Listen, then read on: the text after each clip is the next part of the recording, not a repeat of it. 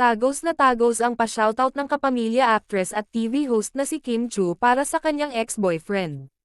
Pak na pak ang naging pa-under na attendance check ng mga host ng It's Showtime kahapon, August 22, kung saan isa-isa silang kumasa sa Shout Out to Your Ex Challenge.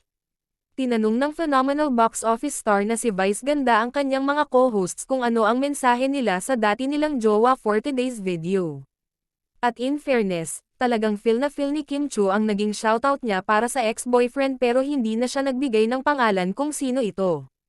Bukas naman sa madlang people ang naging love life noon ng aktres. Ang dalawang celebrities na naging karelasyon niya ay sina Gerald Anderson at Sian Lim. Pahayag ni Kimi, hindi kita pinagsisihan, pero hindi na kita babalikan. Dahil may mga alaalang dapat maging alaala na lang. Salamat, aniya. Reaksyon naman ni Vice Ganda sa sinabi ni Kim, I felt that. Matatandaang noong 2023, inilantad ni Kim ang breakup nila ni Sian. Wala siyang binanggit kung ano ang tunay na dahilan ng kanilang breakup makalipas ang mahigit 10 taong relasyon. We owe our supporters the truth, but we also respect each other's time of healing.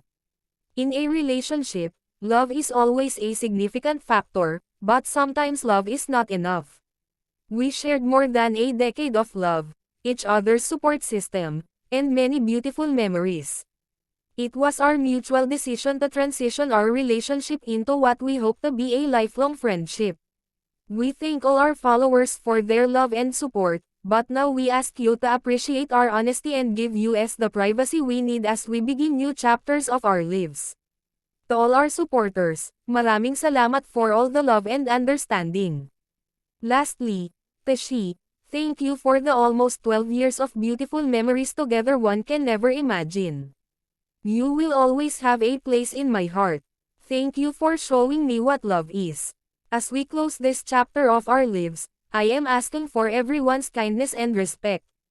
I hope this clears everything as we all move forward with our lives. Ang buong post ni Kim about their breakup.